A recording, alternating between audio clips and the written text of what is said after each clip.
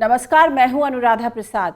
9 दिसंबर को Chinese army के जवानों ने अरुणाचल प्रदेश के तवांग सेक्टर में घुसपैठ की कोशिश की, जिसे भारतीय फौज के जवानों ने पूरी तरह से नाकाम कर दिया। 1.5 साल पहले भी चीनी सैनिकों ने गलवान सेक्टर में विश्वासघात की कोशिश की थी। चीन ने उससे पहले डोकलाम में भी चालबाजी दिखाई थी, लेकिन भारतीय फौज ने LAC पर चाइनीज आर्मी की हर साजिश को नाकाम किया। चीन इस तरह का विश्वासघात सिर्फ भारत से लगी सरहद पर ही नहीं करता, दूसरे पड़ोसी देशों के साथ भी छल कपट करने में वो देर नहीं करता। आज की तारीख में चीन की पहचान एक ऐसे मुल्क के तौर पर हो रही है जिसके नेताओं के DNA में साजिश और चालबाजी कूट कूट कर भरी हुई है। धोखा और विश्वासघात उनकी फितरत है। कम्युनिस्ट चाइना के नेता साम दाम दंड भेद के जरिए पूरी दुनिया पर कब्जे का सपना देख रहे हैं, विज्ञान के विध्वंसकारी प्रयोगों को बढ़ावा दे रहे हैं। लिहाजा ये समझना बहुत जरूरी है कि चीनी नेताओं के DNA में धोखा, फरेब और धूर्तता कहां से आई। चीन पर किस सोच का सबसे ज्यादा प्रभाव है, उनके गुरु कौन हैं, चाइनीज लोग और वहां के हुक्मरानों को गाइड करने के लिए टूल किट की भूमिका में कौन कौन से दस्तावेज हैं। 2500 साल के कालखंड में किन वंश से चिंग वंश तक, माओ जेदुंग से शिंगपिंग तक के लिए कंपास और गुरु घंटाल की भूमिका में कौन कौन रहा है। ऐसे सभी सवालों के जवाब तलाशने की कोशिश करेंगे अपने स्पेशल शो चीन के DNA में कैसे आया विश्वासघात में।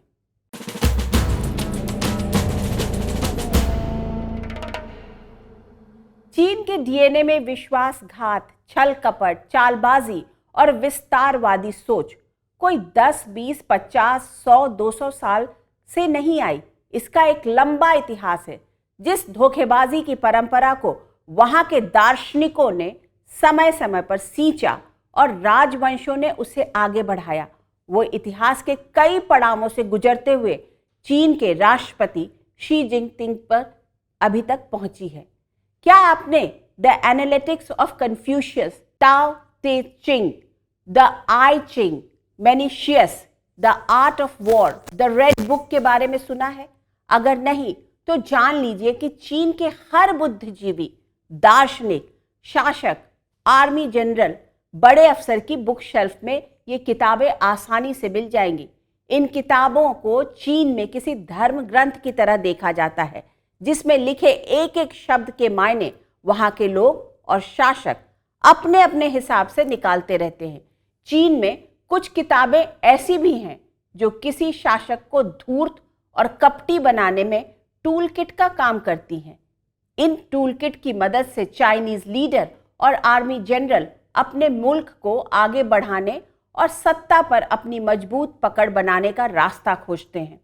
चीन में ऐसे कई दार्शनिक भी पैदा हुए जिन्होंने आदर्शवाद, बेहतर जिंदगी का फलसफा और कर्मयोग सिखाया। चीन की दार्शनिक परंपरा मोटे तौर पर 6 स्कूल ऑफ थॉट्स में बटी है, जिसमें न्यूट्रो फिलॉसफी, कन्फ्यूशियसवाद, नाम मात्र के स्कूल यानी नाम, स्कूल ऑफ लॉ और ताओवाद प्रमुख है।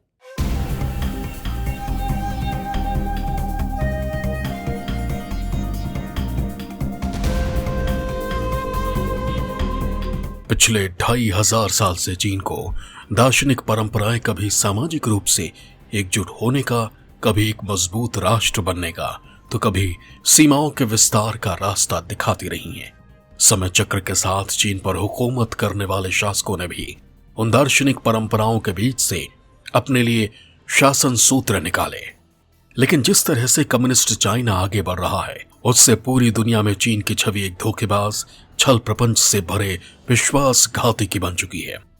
अरुणाचल प्रदेश के तवांग में जिस तरह धोखे से कब्जे की स्क्रिप्ट तैयार की गई, 1.5 साल पहले जिस तरह से गलवान घाटी में चीन ने घुसने की कोशिश की, जिस तरह 5 साल पहले डोकलाम में विश्वासघात की कोशिश हुई, ये कम्युनिस्ट चाइना की नई आदत नहीं है। चालबाजी, छल कपट और विश्वासघात से दूसरों की जमीन हड़पना चीन की पुरानी आदत का हिस्सा है।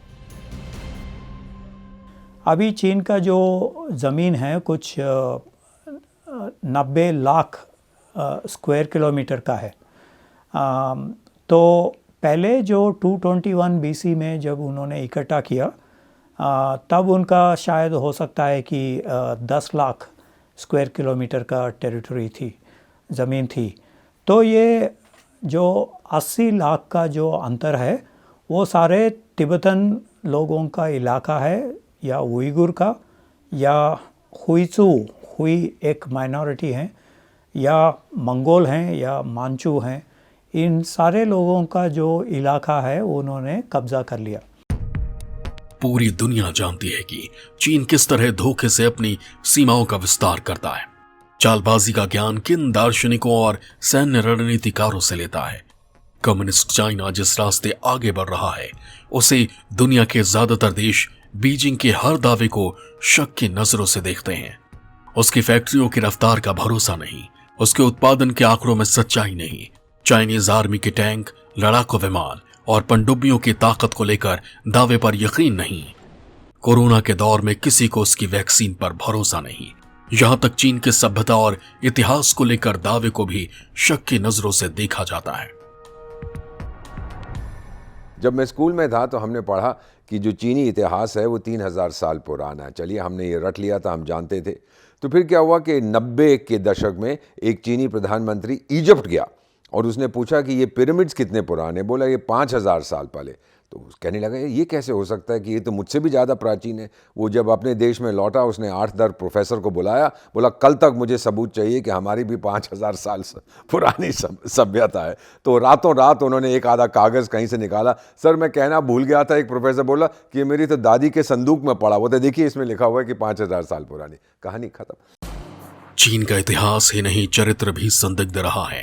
चाहे चीन की जमीन पर इंसानों की बसावट को लेकर दावे हों या वहां के राजवंशों की कहानियां, वहां के बिखरे समाज को एकजुट करने की बड़ी कोशिश 2500 साल पहले कन्फ्यूशियस ने की, आदर्शवादी और नैतिक विचारों के जरिए। कन्फ्यूशियस के विचारों को सम्मान न सिर्फ चाइना के भीतर बल्कि पूरी दुनिया में मिला।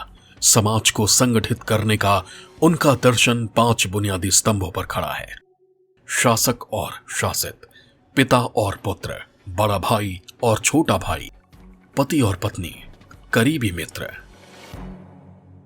5 ग्रेट रिलेशनशिप्स में उनका जो राय थी वो सोशल स्टेबिलिटी, सोशल कंट्रोल के लिए है। और अगर राजा जो उन्होंने कहते हैं कि वांगताओ, जैसे कि राजा का नीति, धर्म पालन करना, अगर वो पालन नहीं करते हैं तो लोग उनके खिलाफ भी लड़ सकते हैं। तो कन्फ्यूशियस का जो नेशनलिज्म है उससे वो अपनी इंटरनल एकता को कहीं ना कहीं बहुत ज़्यादा उन्होंने उससे जोड़ा है, और कैसे स्टेट को या राष्ट्र को एक पितृसत्तात्मक या पैटर्नलिस्टिक राज्य के रूप में समझा जाए, वो ये यहाँ पे समझने की कोशिश होती है। कन्फ्यूशियस अपने दौर के चाइनीज समाज की कमियों को अच्छी तरह समझ रहे थे। ऐसे में उन्होंने अधिकार, कर्तव्य, नैतिकता और ईमानदारी जैसे तथ्यों के जरिए आदर्शवादी व्यवस्था का रास्ता दिखाया। कन्फ्यूशियस ने चीन को जो रास्ता दिखाया उस दार्शनिक परंपरा को कईयों ने आगे बढ़ाया। संभवतः कन्फ्यूशियस के समाज को जोड़ने वाले विचारों से वहां के राजवंशों ने अपने साम्राज्य को जोड़ने का आइडिया लिया। इसमें पहली बड़ी कामयाबी करीब 2200 साल पहले किन वंश को मिली, जिसने तलवार के दम पर एक बड़ा साम्राज्य खड़ा किया। किन राजवंश के शासक लोगों पर जबरन अपनी पसंद नापसंद थोपने लगे। ऐसे में किन वंश के राजाओं को अपने अधिकार तो याद रहे, लेकिन लोगों के प्रति अपने कर्तव्य भूल गए। उनकी सत्ता का आधार तलवार थी।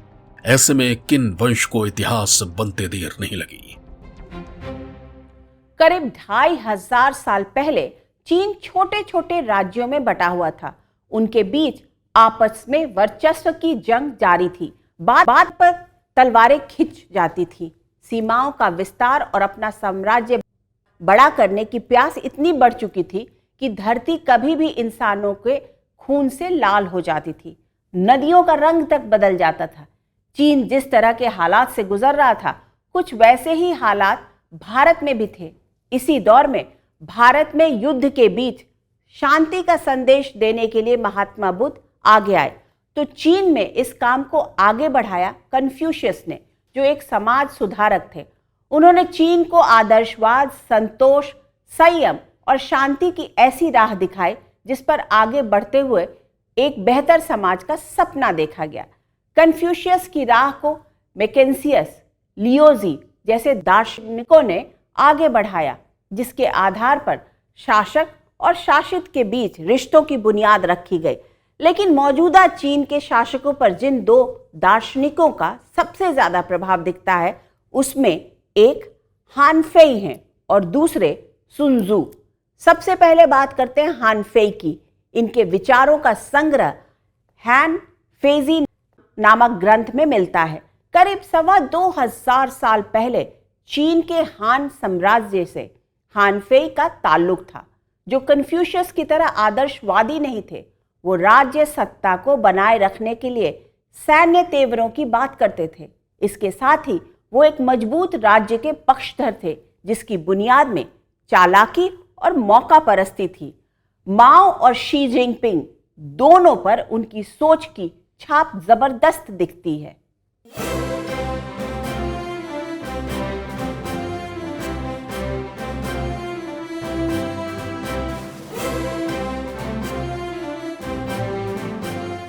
चीन के राष्ट्रपति शी जिनपिंग अच्छी तरह जानते हैं कि लोगों की सामूहिक चेतना को बदलने में इतिहास और प्राचीन गौरव कितने मददगार साबित होते हैं। वो ये भी अच्छी तरह जानते हैं कि विरोधी सुरों को कैसे राष्ट्र विरोधी घोषित किया जाता है। जिनपिंग ये भी अच्छी तरह जानते हैं कि राष्ट्रवाद की सुनामी तैयार कर कैसे अपने पक्ष में लोगों को खड़ा किया जाता है। जिनपिंग की रणनीति पर बहुत हद तक चाइनीज दर्शन के लीगलिस्ट स्कूल के विचारक हान फेई का तगड़ा प्रभाव दिखता है। आज से करीब 2300 साल पहले हान फेई का जन्म वारिंग स्टेट्स के दौर में हुआ था, जिसे चाइनीज इतिहास के खूनी और क्रूर दौर के रूप में जाना जाता है। उस दौर का असर हान फेई पर भी पड़ा। उन्होंने आदर्शवाद की जगह व्यवहारिकता और ताकतवर राज सत्ता की वकालत की। इनाम और सजा की व्यवस्था पर पूरा जोर दिया।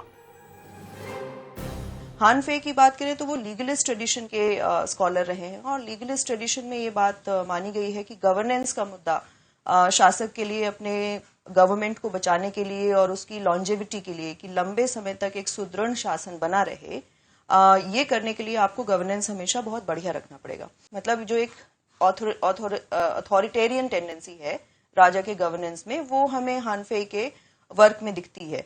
और ये हान फे को शी जिनपिंग हाल फिलहाल में बहुत बार कोट करते आए हैं, तो वो उनकी इन गवर्नेंस वाली पर्सपेक्टिव से बहुत ज्यादा प्रभावित हमें नजर आए हैं। और जो सेंट्रल अथॉरिटेरियनिज्म है इस समय शी जिनपिंग की नीति में, डोमेस्टिक नीति में, वो हमें कहीं ना कहीं हान फे से प्रभावित नजर आता है। संभवतः चीन के राजवंशों को हान फेई का दर्शन अपने लिए ज्यादा मुफीद लगा, क्योंकि इसमें ज्यादातर बातें ऐसी कही गई थी जिसमें राजाओं के अधिकार पर ज्यादा जोर था और कर्तव्यों पर कम। चाइनीज दर्शन की ये धारा छोटे छोटे मामलों में भी कानून तोड़ने वालों के लिए कड़ी सजा की वकालत करती है। ऐसे में हान फेई के रास्ते आगे बढ़ते हुए शासक को विरोधी आवाजों को कुचलने का मौका मिल जाता है।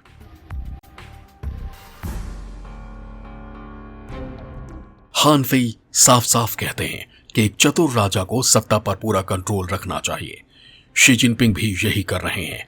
माओ त्से तुंग ने भी सत्ता पर अपना पूरा कंट्रोल रखा। चीन के शासकों को चालबाज बनाने वाले गुरु हान फेई समय के साथ कानून में बदलाव की भी वकालत करते हैं। लेकिन यह भी एक बड़ा सच है कि हान फेई जहां एक मजबूत सत्ता की पैरवी करते हैं, वहीं सामूहिक नैतिकता का पाठ भी पढ़ाते हैं। यानी शासक का काम प्रजा की भलाई के लिए काम करना है।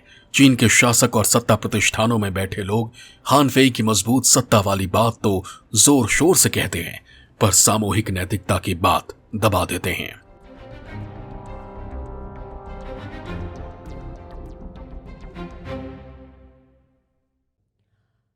हान फेई के विचारों की तुलना कोई भारत के चाणक्य से करता है तो कोई इटली के राजनीतिक दार्शनिक मैकियावेली से। पॉलिटिकल साइंस की स्टूडेंट होने के नाते मैं इतना ही कह सकती हूँ कि जहां आचार्य चाणक्य के विचारों में एक बेहतर शासन व्यवस्था का सूत्र है, जिसमें राजा और प्रजा दोनों के लिए ही नियम कायदे का बंधन है, वहीं हान फेई सिर्फ सैन्य तेवरों के जरिए एक मजबूत राज्य के लिए हर तरीके को आजमाने की बात करते थे। चाहे हान वंश हो या सुई वंश, युआन वंश हो या फिर मिंग वंश, चीनी समाज को कैसे जोड़ा जाए, अपनी सीमाओं का विस्तार कैसे किया जाए, दूसरे समाज की संस्कृति का नामो निशान कैसे मिटाया जाए, इसकी प्रेरणा कम्युनिस्ट चाइना के हुक्मरानों ने अपने पुरखों से ही लिया है। इस लिस्ट में चीन के बहादुर जनरल शुनजू का जिक्र करना बहुत जरूरी है। उनकी एक किताब है द आर्ट ऑफ वॉर। शुनजू ने चाइनीज जनरलों को बगैर युद्ध लड़े दुश्मनों को हराने की कला सिखाई, जिसे आज भी चाइनीज आर्मी के जनरल आजमा रहे हैं।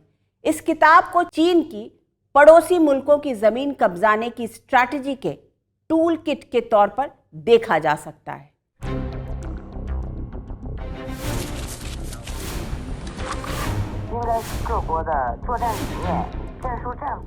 द आर्ट ऑफ वॉर, यह किताब पीपल्स लिबरेशन आर्मी का हर अफसर पढ़ता है।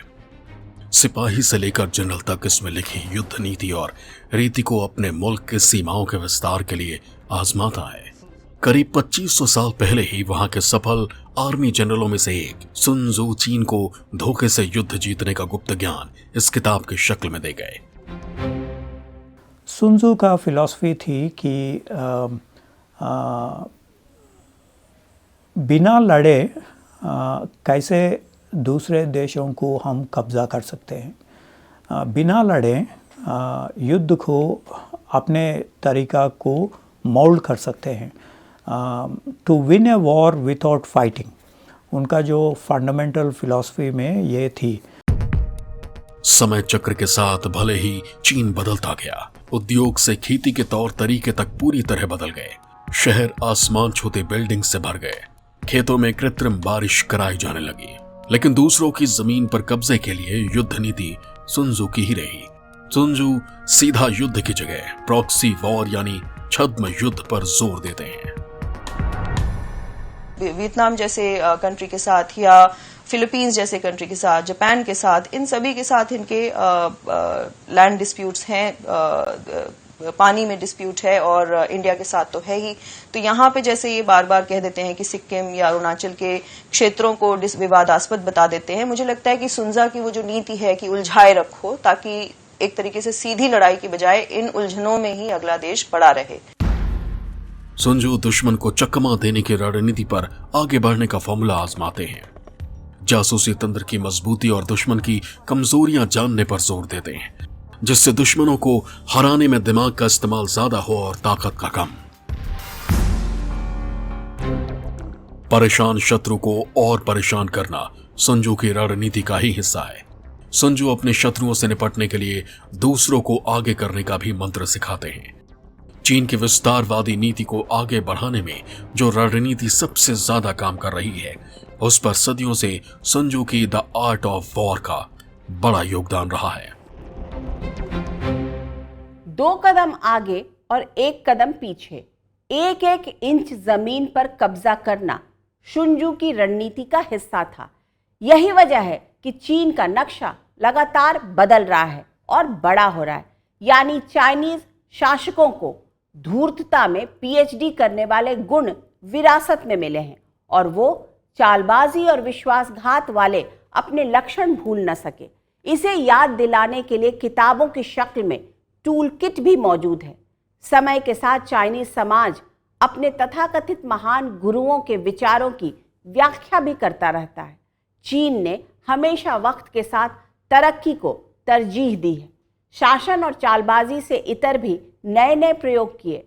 नदियों से सिंचाई के लिए नहर बनाने का काम हो या फिर व्यवस्थित खेती में नए नए प्रयोग, समंदर के रास्ते नौकाओं से कारोबार हो या फिर आक्रमणकारियों से बचाव के लिए the great wall of China खड़ी करना, बांस की ट्यूबों में विस्फोटक भरकर रॉकेट लॉन्चर जैसा हथियार बनाना हो या फिर कागज का आविष्कार। ऐसे में चीन की चाल, चरित्र और चेहरे को प्रभावित करने वाले गुरुओं को डिकोड करने की प्रक्रिया में वहां की संस्कृति के कुछ पहलुओं को समझना भी जरूरी है।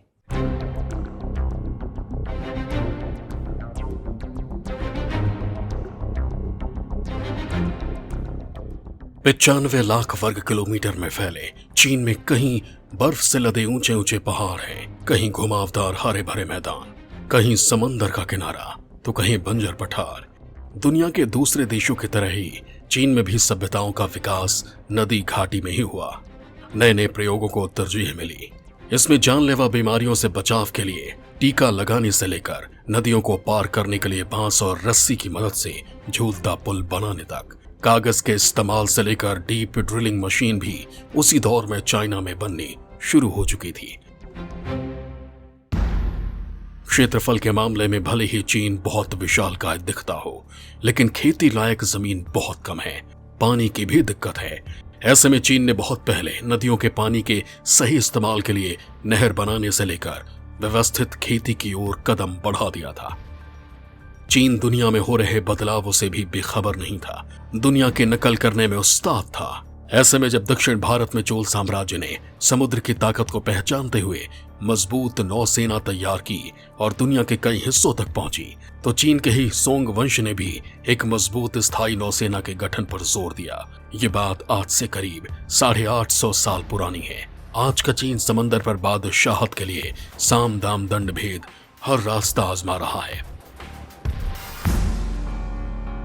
तब से उन्होंने अपनी दो नीतियों को दो तरीके से अंजाम देने का, एक तो रिविजनिस्ट पॉलिसी हो गई कि जो उनके क्षेत्र हैं वो अपनी सभ्यता में तलाशने की कोशिश कर रहे हैं और उन क्षेत्रों को अपने कब्जे में काबू में लेने का वो प्रयास कर रहे हो, चाहे साउथ चाइना सी हो, इनर मंगोलिया हो, या आप इधर भारत का जो क्षेत्र लगा हुआ है तिब्बत से, उसको दोबारा से दबाने की और अपना प्रभुत्व जमाने की कोशिश कर रहे हैं। ये चीन की फिजाओं में हजारों साल से घुली मिली सोच ही है, जिसमें वो एक और दुश्मनों के आक्रमण से बचने के लिए the great wall of China खड़ी कर देता है। दूसरी ओर सीमाओं के विस्तार के लिए दूसरों की जमीन हड़पने के लिए नए नए तिकड़म आजमाता रहता है। आधिकारिक रूप से भले ही कम्युनिस्ट चाइना किसी धर्म को नहीं मानता है, लेकिन वहां का समाज विचारधारा, परंपरा, धर्म और संस्कृति के पहियों के सहारे आगे बढ़ता है। कम्युनिस्ट शासन की वजह से वहां की ज्यादातर बातें और परेशानियां दुनिया के सामने नहीं आ पाती हैं। सिर्फ वहां की सरकारों द्वारा चलाए जा रहे कैंपेन के जरिए अंदाजा लगाया जाता है। एक कैंपेन लॉन्च किया था, क्लीन प्लेट्स कैंपेन, कि भाई जो प्लेट होनी चाहिए खाना खा लो, जाया मत करो, साफ करिए उसको। और फिर अब एक लॉन्च किया एम्प्टी प्लेट्स कैंपेन कि भाई जो आपकी प्लेट है वो बिल्कुल खाली हो जानी चाहिए, पूरा खाली। और ये कानून है, अगर आपके परिवार में 4 लोग हैं, आप रेस्टोरेंट में जाते हैं तो आप केवल 3 डिश ऑर्डर कर सकते हैं ताकि खाना जाए ना, उनके पास खाना है नहीं। चाइना अपनी कमजोरियों को जल्द दुनिया के सामने नहीं आने देता है, लेकिन चाइना अपने नए नए आविष्कारों के जरिए पूरी दुनिया को चौंकाता रहता है। उसके पीछे मंशा एक ही रहती है, किसी भी तरह से दुनिया में अपनी ताकत बढ़ाना और दूसरों की घटाना। पिछले 2500 वर्षों के बीच चीन पर जिसने भी हुकूमत की, उसने वहां के समाज के मूल तत्व, परंपरा और विचारों में छेड़छाड़ की जरा भी कोशिश नहीं की। दार्शनिकों का वहां की सामाजिक व्यवस्था में बहुत ऊंचा स्थान रहा है। भले ही कन्फ्यूशियसवाद का धर्म शास्त्र से कोई लेना देना नहीं है, लेकिन वहां के समाज में इसे एक धर्म की तरह देखा जाता है, क्योंकि कन्फ्यूशियस का रास्ता सामंजस्यपूर्ण समाज के निर्माण के लिए खिड़की दरवाजे खोलता है। जबकि चाइना की पीपल्स लिबरेशन आर्मी के अफसर और जवान शुनजू से प्रेरणा लेते हैं, धोखे से दूसरे मुल्कों की जमीन कब्जाने के लिए नए नए तिकड़म आजमाते रहते हैं। बीजिंग में बैठे कम्युनिस्ट चाइना के शासक इतिहास को अपने सबसे बड़े मनोवैज्ञानिक औजार की तरह इस्तेमाल करते हैं। ब्रिटेन के एक पत्रकार हैं बिल हेटन, उनकी एक किताब है द इन्वेंशन ऑफ चाइना, जिसमें दावा किया गया है कि चीन कभी राष्ट्र रहा ही नहीं। चीन को महान राष्ट्र बताने वाली सोच को आकार दिया है वहां के इंटेलेक्चुअल्स और नेशनलिस्ट ने, जिसका मकसद है चीन की सीमाओं को नए सिरे से परिभाषित करना। आज के इस एपिसोड में इतना ही। कल मैं आपको बताऊंगी चीन के ड्रैगन अवतार के बारे में। तब तक के लिए मुझे दीजिए इजाजत। निष्पक्ष खबर, सटीक विश्लेषण और अपने हक से जुड़े मुद्दों के लिए आप देखते रहिए न्यूज़ 24। नमस्कार।